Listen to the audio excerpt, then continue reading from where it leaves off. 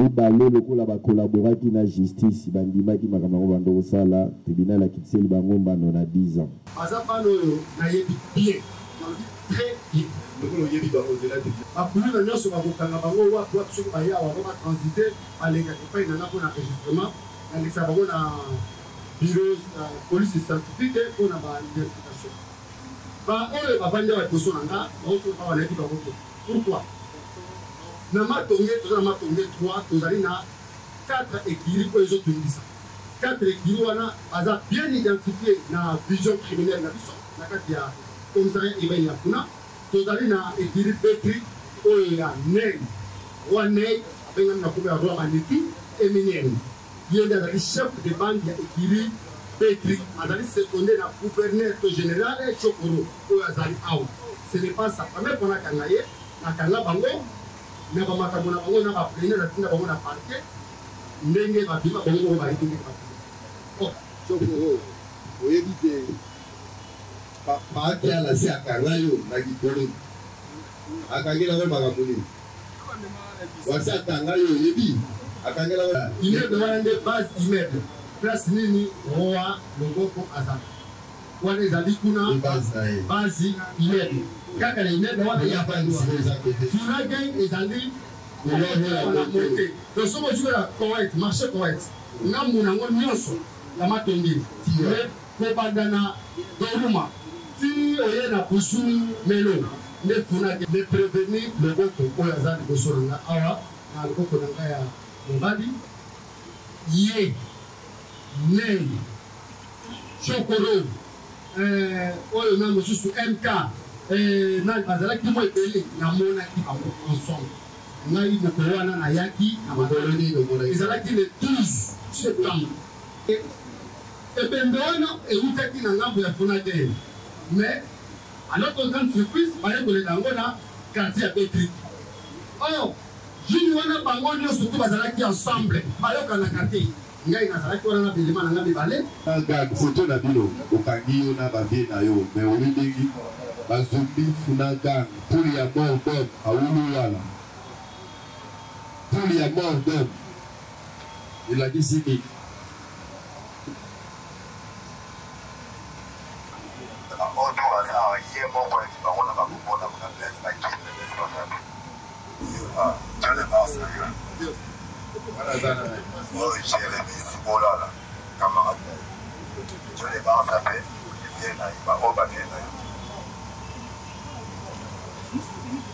au confirmé que Dieu de base, ça y est, ouais.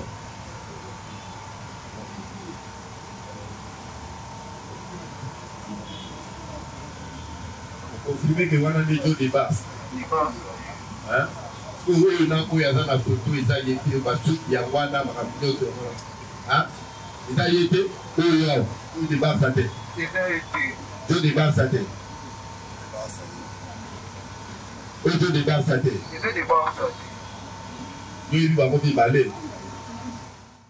Saluons la sagesse tribunal. Nous enrichissons seulement la réponse de la partie civile de l'étudiant. Ici, avec toutes les publications que nous avons, suite à la question posée par la partie prévenue, nous répondons ouvertement et très à l'aise. Nous répondons ouvertement au tribunal et très à l'aise. Nous sommes à l'étape d'instruction, poser des questions, pas d'observation, pas de plaidoirie. Nous enregistrons la réponse donnée par notre... Non, le tribunal avait déjà compris. C'est le buteur du match. Oui, sur le roi Alain. Merci, Monsieur le Président. Le vendredi, nous avions cité un renseignant à la personne de l'OPGK. Toujours dans le cadre pour éclairer la religion de notre tribunal à cette phase, nous demandons au tribunal de bien appeler l'OPGK. OPGK. Encore à la barre. La pétition tout va maintenant, on va dire que Pakia. C'est bien, vous avez la confiance dans les justiciables de santé. final, comme ça, apparemment, vous faites bien votre travail parce que vous pouvez venir, ne disent rien de mal des autres. Oui, et le tribunal puisse entendre le pays sur quel aspect. Avant de vous poser votre question, il a été cité les noms. Oui. Avez-vous reçu la plainte de la famille des décédés? Si oui, et à quelle date? C'était le 13 septembre. Le 13 septembre. Qui est venu se plaindre? C'est Manassé. Manassé ici présent. Avez-vous fait depuis cette plainte-là? Pendant ma recherche, il a relaté le problème parce que le tribunal a relaté. On peut essayer les micros. Mais c'est pour que faire lui prêter les micros comme ça. Non, ça c'est pour la presse. Ce sont les micros qui n'ont pas été pour ça. Nalingi na relaté eloko moko ezoéchappe awa na bano oyo awa koso aza bano oyo nayebi bien nalobi très bien lokolo oyebi bakozela te bien yo oyebi bakia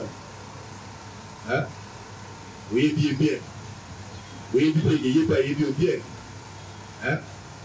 oyebi kayebi yo bien na makambo osalaka sokoro oyebi bakia oyebi mpe yeyeba ayebi yo bien na makambo osala oyebi makambo ya koloba miza ya solo bakia naloba topasakola ngai nazali chef bureau d'action ya recherche ya district ya Folo.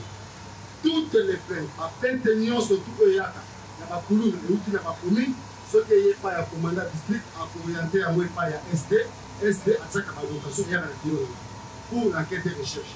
Même les interventions nga nakita bakulu na nyonso bakokanga bango wapi wapi soki baya wango batransite balengaka epai nanga mpona enregistrement nalekisa bango na bureau police scientifique mpona baidentification baoyo bavandi awa liboso na nga baotoka banayebi bango te. Pourquoi? na matonge toza na matonge 3 tozali na 4 équilibre oyo ezotungisa 4 équilibre wana baza bien identifié na vision criminelle na biso na kati ya commissariat urbain ya kuna. Tozali na équilibre petri oyo ya neg roi neg abengami na kombo ya roi maneki eminene ye nde azali chef de bande ya équilibre petri azali seconde na gouverneur to général chokoro oyo azali awa. Ce n'est pas ça pame mpona kanga ye nakanga bango na bamakambo na bango na baplaine natinda bango na parquet ndenge babima bango oyo bayebi ndenge babima. Tozali na équilibre oyo babengaka chokoro oyebi te bakia na se akanga yo na likolo akangela ngo makambo nini wasi akanga yo oyebi akangela ngo makambo nini kangaka bitu bakakwena oui. Monsieur le Président, nous ne savons pas. Vous êtes en train de faire comparaître l'OPGK à quelle année? C'est lui qui a écrit les dossiers. Mais un inspecteur du dossier, il va comparaître devant quel... Si le procureur qui a qui ça comparé, à plus forte raison, ça ligne de ses branches. Mais nous ne voyons pas. S'il vous plaît, pourquoi, s'il vous plaît, le tribunal est là pour quoi? Monsieur le Président. S'il vous plaît, maintenant, nous sommes ici pourquoi? Pour juger. Nous instruisons à charge et à décharge. Le procureur est là pour accuser. Il est autorisé au procureur de proposer au tribunal tous les éléments qui peuvent conduire le tribunal à faire sa conviction. Vous aussi, de la même manière, si vous voulez faire citer, comme dit c'est Papa Kial, faites citer Papa Kial, ça ne dérangera pas. Mais nous avons besoin de la vérité et à la fin, tirer les conséquences de ce qu'il va dire. Mais monsieur le Président, donc le ministère public n'a pas la force de faire asseoir sa défense ou tirer les conséquences maintenant. Tirer les conséquences. Et c'est pas qui a la parole. tozali na équilibre oyo babengi équilibre funagen ezali na matonge 3 ebandi na ledoure ebandi na busumelo busu jano na kuna busumelo baza mpona équilibre électrique ekombami na nani logo bavanda na venir lobongo azali na itelema azali na base immeuble équilibre na ye base immeuble kuna bazali na 3 équilibre mais ye azali chef de général ya base immeuble base immeuble ya sanité ezalaka wa yetazawa la sanité awa na itelema awa na victoire oyo immeuble oyo bakakoyaka mingi azali eza na 12 niveau comme ça ye azawa. Alors conflit na bango soki omoni ne ya kufi ezali Funa gang eza debeni. Funa gang ezali bandana Doruma Busumele tu l'as gagné ce que le besoin la cima ya pâtisserie oyo babano le bakatoli sima pâtisserie oyo babenga Propolis immeuble wana nde base immeuble place nini roa loboko azala wana ezali kuna base immeuble kaka na immeuble wana ya funa gang ezali wana monte donc soki ozwela correct marché correct ngambu nango nyonso ya matongeli kobanda na Doruma ti oye na busu melo nde funa gang bazali na bafighter gang bazali bayaya mingi batika bakoko bakopela funa gang ezali nde ekili oyo eyesika alors funa gang bazali na conflit na bango oyo ezali conflit ya longtemps na Bétric donc kuna na kati ya funa gang ntango bazobenga nani s'il vous plaît awa tobengi yo po pesa biso mwa témoignage par rapport ya dossier. On ne l'appelle pas comme expert dans cette matière, ça nous ne les contestons pas, mais pour gagner du temps, il faut que vous nous donnez des éléments par rapport au dossier. Qu'est-ce que vous avez à charge de prévenir à dire au tribunal? Le prévenir, le vote pour les années de Solana, Awa, dans le vote de Naya Mobali, Yé, Ney, Chokoro, oyo na mosusu MK na bazalaki mo ebele na monaki bango ensemble ngai mokolo wana nayaki na makoloni ezalaki le 12 septembre aux environs de 22h na ye mpe nakanga azalaki na vue de recherche tonde kolima tokanga neg toutefois neg tonde tokanga neg tozalaki na vue de recherche na ye tellement depuis autaki prison mabele elingelaki makasi omi bakati moto babibi boye baboteli prison activité économique ezongaki makasi na franchement c'est alors que ebembe wana eutaki na ngambo ya fonadele mais à notre grande surprise bayekolela yango na quartier ya Bétric or juni wana bango nyonso to bazalaki ensemble bayokanaka te ngai nazalaki wana na belema na nga mibale tomoni bango bazokuma ensemble ngai sokoro po aza pembeni na nga bazokende ensemble bazodirige vers san babandi kosala bablake lokoko abani ne atie libongo na ye abike ye aza roma mituna na kobetanga likopo un petit la kuru na ye abetine makofi na bablake bazosala abetine deux coups de poing na libongo alingani te lokoko aye biso tozomona abetine deux coups ne azoki nsima na miso ya sokoro azongisima wana bataki na bango basimi nzela quelques heures je pense monsieur le président namoni oyo lokoko aleki mbangu na machete azotanga pipipipipi ye azolanda loboko sokolo azolanda loboko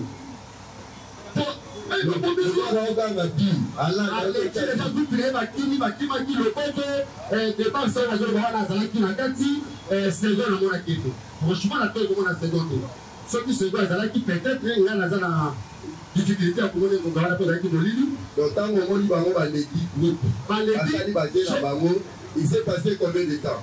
Je pense que si je n'abuse pas à 30 à 40 minutes ndenge azolanda ye azali moko avie na bango ya quartier amonaki nga amonaki mpe ndenge baolanda wana ye moko jango nde akoloba parce que nga nakoyeba na biso ya jango te na place ya jango te mais après kokima na bango nga na bimelaki nde lobi nango namoni manase aye na funa aye na district awa kofunda balekisi na belo nanga nazwi déclaration na ye tellement na badai komaîtriser mpe quelques heures bazalaki wana tolance enquête ya loboko tolance enquête ya loboko po toluka loboko tomoni ete toluke tomoni ete na ndenge loboko aye kokangama na dossier ya extorsion abotolaki mwasi moko saki na appareil na téléphone bakangaki ye na sucette na biso ya kongolo après des a devant opg asalaki barestitution lelo bakangi loboko nde babengi ngai komanda district ya bisika kuna babengi loboko ngai wana azalaki mosika chargé ya appui gestion cornel ake azwi loboko koyanga loboko babengi ngai na effectivement c'est loboko oyo tolobako akoma ne yeyo azalaka na machete na ye Alors, voilà déjà de là qui instruit par OPJ sur le dossier extorsion. Mais là, on a construit le dossier Nazaraki dans le meurtre. Voilà, le Nazaraki dans le tribunal pour aller voir. Merci. Oui, maître. Monsieur le Président, nous avons des questions à faire poser à Monsieur l'OPJ. Oui. Il est là, à votre disposition. Il ne faut pas oublier, il est devant le tribunal. Il peut se faire passer ici comme un complice. Pourquoi nous disons cela? Monsieur le Président, il a dit devant vous qu'il était là, qu'il a assisté à tout ce qui s'est passé.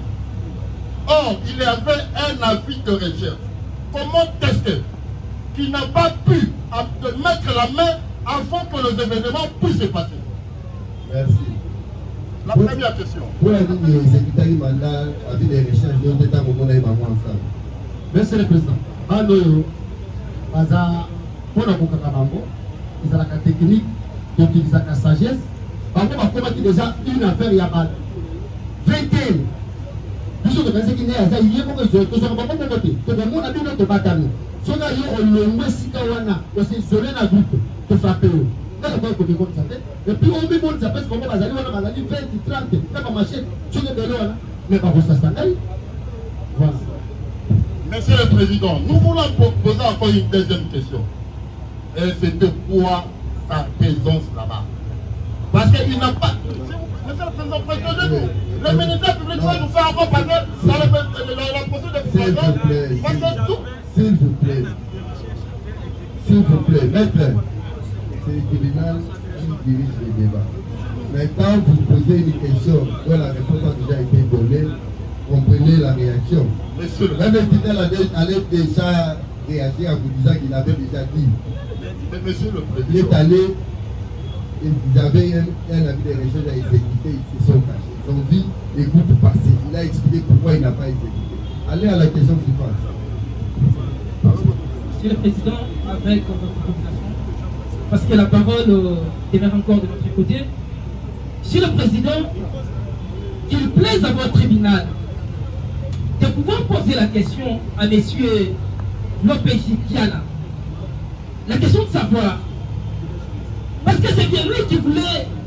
Allez directement à la question. Oui, Monsieur le Président, nous sommes en train de poser des questions très pertinentes. Mais allez directement aux questions. La question est de savoir, Monsieur l'OPJ Kiala, peut-il vous dire, lorsqu'il est descendu au lieu où était notre client, était-il seul ou il était accompagné avec d'autres agents pour exécuter son mandat? Question qu'il avait déjà dit qu'il était envoyé des éléments. Il avait déjà dit ça lorsqu'il est en train de... Monsieur le Président, une autre question est de savoir. Et de fait attentif quand les gens parlent. Monsieur le Président, ce sont des questions que nous sommes en train de poser. Les caractéristiques d'un bon juriste, c'est l'attention. Il faut être attentif. Merci. Pour continuer. Monsieur le Président, Monsieur l'OPJ Kiala, vous dites qu'ils étaient avec des agents. Est-ce qu'avec des agents, ils pouvaient exécuter les mandats d'amener pour arrêter une bande de clous? Question non pertinente. Question, s'il vous plaît, question non pertinente parce qu'il est allé exécuter les mandats à vie contre une seule personne. Il a expliqué pourquoi il n'a pas pu les... Il a parlé de l'association, Monsieur le Président. Non, il a dit qu'il avait la vie de recherche contre Ney. Il a dit, mais c'est votre président demande d'être attentif. Il a parlé de la vie de recherche contre Ney parce qu'il a compris que depuis la sortie de Ney de la prison, le trouble a repris surface. Voilà pourquoi ils avaient un avis de recherche contre ces derniers. Mais pendant leur investigation, il a remarqué que ces derniers étaient accompagnés de plusieurs personnes, notamment les prévenus et Chico, Mapoulou et les autres, y compris lui-même. Donc voilà pourquoi il n'a pas pu exécuter. Pourquoi tourner à Rome? Voilà pourquoi le tribunal nous dit qu'il ne faut pas revenir ce qui a déjà été dit, on veut se retenir à longueur. Regardez derrière vous. Vous avez près de 40 détenus prévenus à défendre. Nous sommes au 6e, si je ne me trompe pas.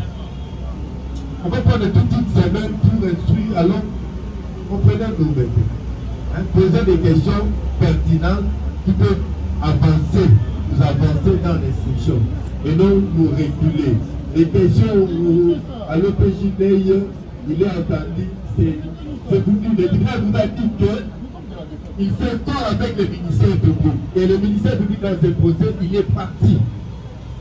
Donc n'ayez pas peur, ne croyez pas que c'est que lui dit, il a échoué le tribunal ne va pas l'entendre comme témoin. Il est venu juste, il va tirer les conséquences par rapport aux réactions, parce que nous voulons donner la parole à vos clients pour réagir. Il a dit, comment ils réagissent? Permettez qu'on demande à votre prévenu Chico. Vous qui parlez à ma lobby.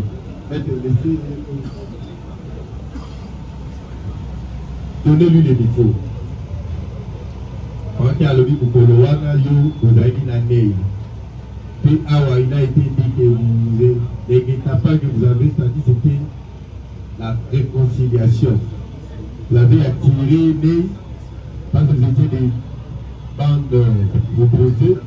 Donc, faisons la paix. Vous êtes retrouvés ensemble ces jours-là. Vous avez même eu à blaguer au métier du groupe. Si quelques minutes après, à Moni, on a les causons sauter le la Tchébi. Alors, il y a solo tout le monde. Vous avez ensemble été autour de la boutou. Vous avez ensemble été dans la boutou, dans le Chokoro, dans des Barça, dans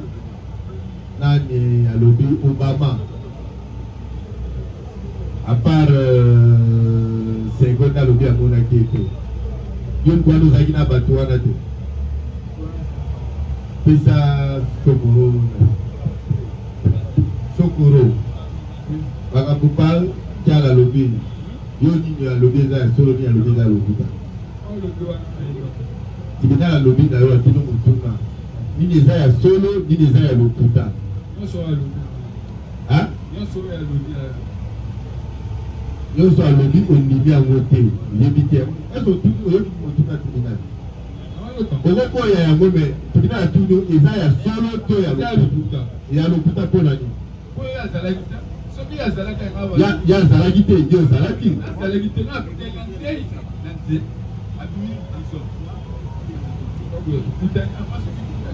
Donc on va dans vous allez vous allez vous après vous allez prison.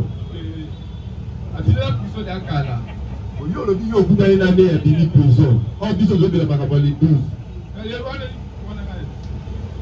Les 12 vous allez les 12 vous allez l'année PR avant papaye. Wapi.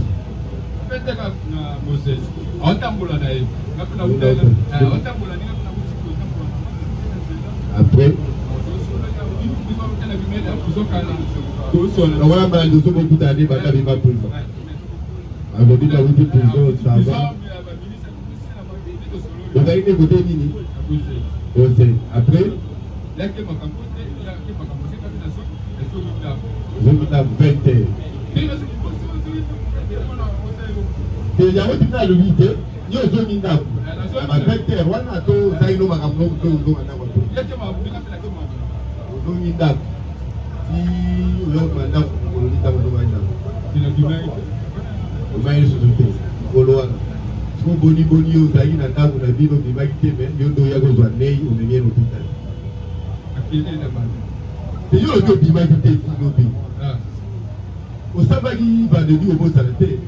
Osabaki vendredi, à quelle est la bateau? Yo va dans la barabara.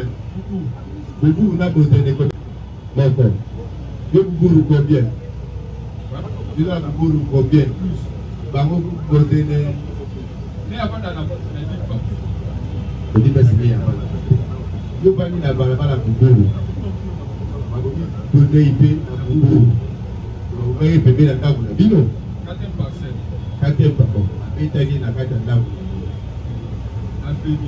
Makile li attaque. Ah ouais. Batouani, il y a venu. La barabara la ville ni ezala ki oko batouani na libelo. Ni makile na batouana na makile na ba ba mutu ba so ba mutu. Na bimi. Opima na bimi na mona siko mutu. À quoi il place ici? Le point où il est là, l'église soit. À quoi il y a un matin à thé. Au sein même, il y a un matin à thé.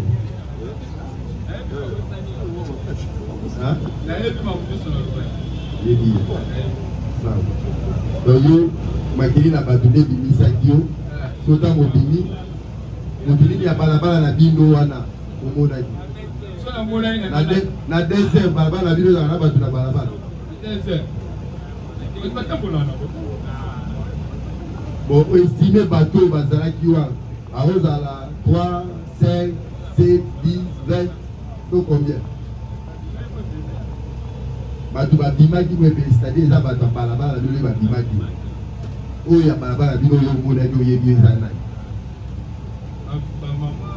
nani mama nani oyo omonaki po eza balabala na bino makambo eleki na 4 ndako ya ndako na bino oloba na tribunal te boyebi bato te nani oyo omonaki wana tangela bato po bazalaki ebele 5 oyo omonaki monaki mama tete monaki gracia mama tete abandi na boboru combien 12 bino kozala 25 ayobe 12 donc na ndenge oyo bimaki mama tete pa bimaki yona mama tete koza ndeni abanda epa na bino ayobanda epa maa tete bongo grâce abandi na buburu combien 12 kaka donc bato oyo omonaki bato na balabala batambu na bino bato balabala ntango motu omonaki parce que ntango mosusu comment c'est une intention bino cadre nakuna bino cadre nakuna bino cadre parcelle na bino yo bibi balabala na posa kopema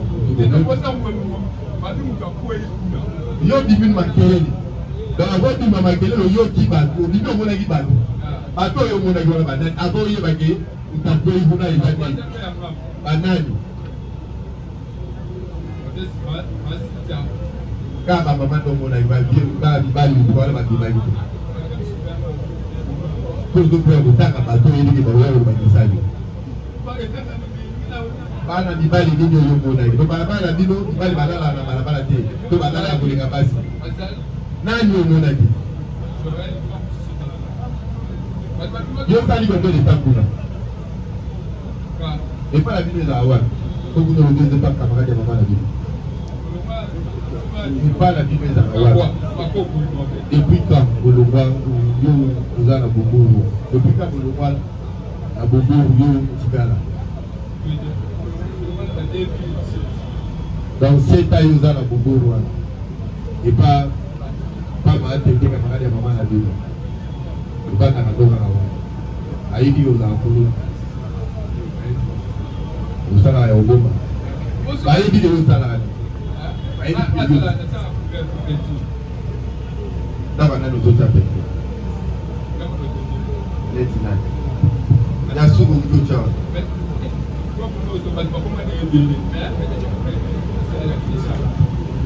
ça va question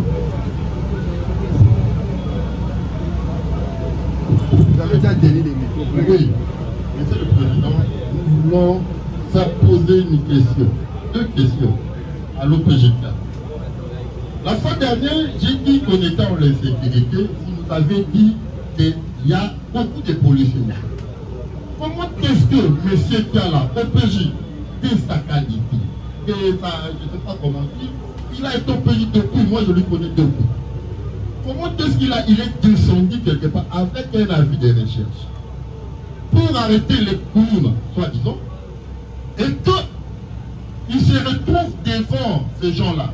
Il a vu que lui seul ou à 2 ou 3, il ne pouvait pas. Pourquoi il n'avait pas fait appel aux autres policiers pour venir nous soutenir? Question est pertinente. Allez à d'autres questions. Ça dépend de lui. Tirer les conséquences de ses positions. Vous voulez que l'étudiant lui pose la question pourquoi il n'a pas fait son travail ces jours-là alors que nous sommes venus pour autre chose. Ces gens en matière répressive au premier degré sans délit de flagrance se présentent comme suit. Par ces motifs, le tribunal statua publiquement et contradictoirement à l'égard de tous les prévenus ainsi qu'à l'égard de la partie civile Rwanda, mais par défaut à l'égard de la partie civile République démocratique du Congo. Puis la loi organique numéro 13/011-B du 11 avril 2013 portant organisation, fonctionnement et compétence des juridictions de l'ordre judiciaire. Puis l'ordonnance loi numéro 78/001 du 24 février 1978 relative à la répression des infractions flagrantes. Vu le code de procédure pénale, vu le code pénal congolais, spécialement ses articles 44, 79, 82, 110, 112, 156 et 158 du livre 2, le ministère public entendu en ces réquisitions dit établir en fait comme en droit l'infraction d'association des malfaiteurs mise à charge des prévenus suivants. 1. Eshiko Asale Tarchi alias Loboko. 2. Nzinga Makanda Dieu merci. 3. Timba Kizedogo Obed. 4. Madoulou Kindu Francis. 5. Kunku Watoma Claude. 6. Mamputu Balonga Jérémy. 7. Maketo Tambwe Enoch. 8. Kisita Mbakata Jérémy alias Colonel. 9. Timba Ndombasi alias Mondonge. 10. Timba Lumba Serge. 11. Chibango Mutombo Ephraim. 12. Boliata Lukanga. 13. Mombindo Jonathan. 14. Mitu Makwiza. 15. Moramu Elohim. 16. Pungabuta Simeon. 17. Maimba Tina alias Desaï. 18. Bosocha Munzele. 19. Zaza Pangisa. 20. Mafumbo ya Sainte. Et 21. Bouka Sampoyi Jonathan. En conséquence, les condamne à la peine de mort. Dit également établi en fait comme en droit l'infraction d'association de malfaiteurs à charge de prévenus Yeye Poutou et Kevin Oeka Pembele. Et les condamne avec admission de circonstances atténuantes liées au fait qu'ils ont collaboré avec la justice à 10 ans de servitude pénale principale. Disqualifie l'infraction de mettre à charge du prévenu Eshiko Asel alias Loboko à celle de causer blessure volontaire ayant entraîné la mort et les condamne de ses chefs à 20 ans de servitude pénale principale. Dit que le prévenu Eshiko Asel Tarchi alias Loboko a agi en concours idéal et faisant application de l'article 21 du Code de procédure pénale livre 1er, il les condamne à la seule peine de mort. Dieu établit en fait comme en droit l'infraction de vol à l'aide de violences mises à charge de prévenus Mobindo Jonathan, Bosocha Munzele, Kisita Mbakasa Jérémy, Timba Obed, Maketo Enoch, Yeye Poutou, Diambana Kodia, Buka Sampoyi, Jonathan, Molokongo Mayombe, Gradi et Oeka Pembele Kevin en conséquence les condamne à 10 ans de servitude pénale principale. Dit que le prévenu Timba Obed, Mobindo, Jonathan, Bosocha, Munzele, Katikisa Mbakasa Jérémy, Maketo Enoch et Yeye Poutou et... Bon, Katikisa revient encore pour la deuxième fois. Et Buka Sampoyi, Jonathan.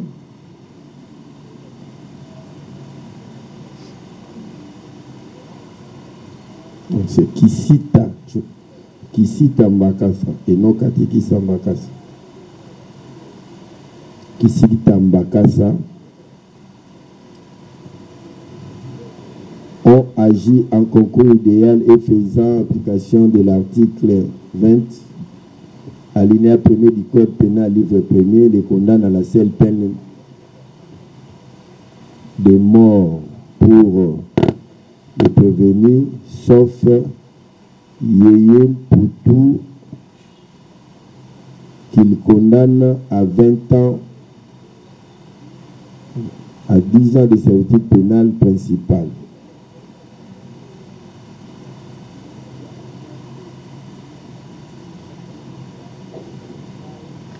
Dit que les prévenus Yeye Poutou, Oeka Pembele et Kevin ont agi en concours idéal et les condamnent à la peine la plus forte, soit à 10 ans de servitude pénale. Dieu établit en fait comme en droit l'infraction de vol qualifié mise à charge de prévenir Timba Lomba Serge, et Koukou Watoma, le condamné de ces faits à 5 ans de servitude pénale principale. Dès qu'ils ont agi en concours idéal et hérité, en concours idéal avec l'association des malfaiteurs, et hérité la seule peine de mort. Dès par contre, non établi en fait comme en droit l'infraction de vol à l'aide de violence à charge du prévenu Ndouzi Lassi, Gédéon et l'Anakite. Déclare répète l'action publique à charge du prévenu Lubaki Jonathan pour prescription de l'infraction, en conséquence des renvois libres de toute poursuite judiciaire.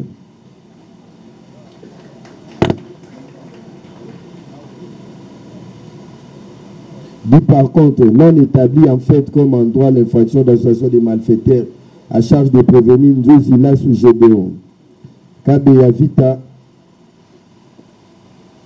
Bidaya Falen Randi, Tupele Mulumba, Koso Pambo, Ndodimpia, Diambana Kodia, Katikisa Duki et Vitika Makambo.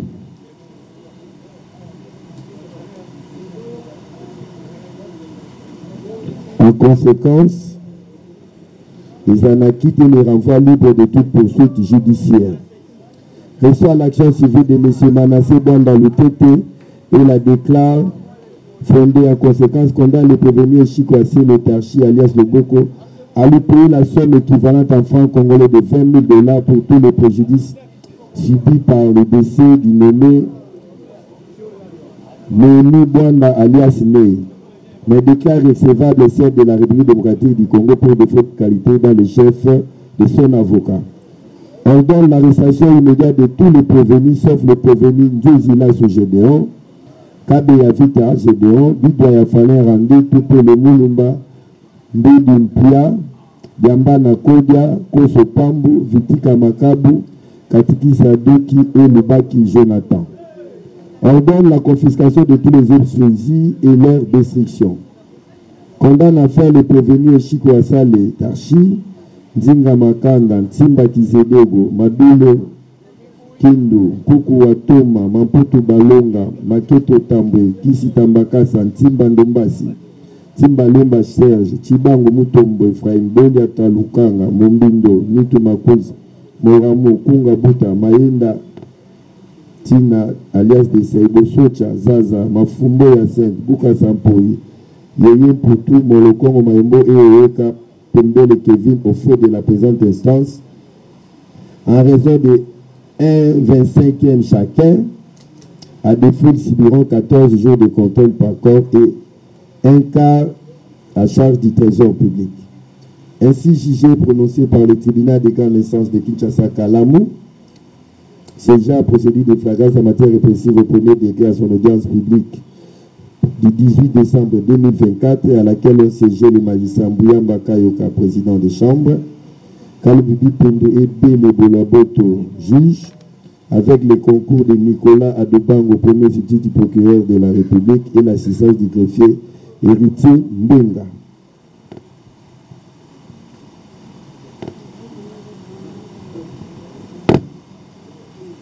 Bon, tribunal a utiwana ko rendre décision nae na ndenge bokomona parquet atindaki 45 personnes pour tosambisa bango. Sur les 45 lisusu baketotindi bango bakende kosamba liboso ya tribunal ya bana baza au nombre de 8.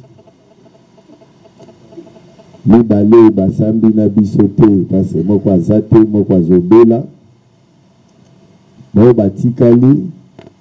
Tribunal a condamné 21 pour association des malfaiteurs,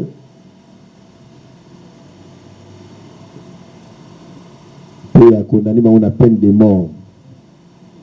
Nous balons le coup là collaborer qui na justice bandima qui makamako bando sala tribunal a quitté le bango bando na 10 ans. A condamné à acquitté donc a déclaré libre bawana baza libre ya kozonga na ndako na bango sikoyo. Il s'agit bofanda nanu nanu esili te. Il s'agit de Nzuzi Lasu, Kabeya Vita, Bidoya, Tupele, Kosopambu, Ndudipia, Diambana, Katikisa Doki et Vitika Pambo. Par contre, le bateau tribunal a condamné Batika là-bas qui est dans la prison. Yamakala, tribunal a dit dans la prison Yamakala, pour place la bombe va condamner Yangwana. Batika là, il y a des prisons Yamakala, ceux qui va se payer une action, un jugement, dans la droit de ça à peine. Il s'agit de prévenus suivants. Eshiko Asale Tarchi, Nzinga Makanda, Timba Kizedogo, Mabule, Kunku, Maputu, Maketo, Kisita, Timba Ndombasi, Timba Lomba, Chibang Mutombo, Boya Talukanga, Mondendo, Nitu Makwiza, Moramu, Kunga, Mayenda, Besocha, Zaza, Mafumbo, Bukasa, Yoyo, Molokongo, P. Oeka, Pembele. Mais tous ceux qui ont appelé le tribunal à remercier Batonier, ça va participer, particulièrement à ta presse, n'a pas avocat.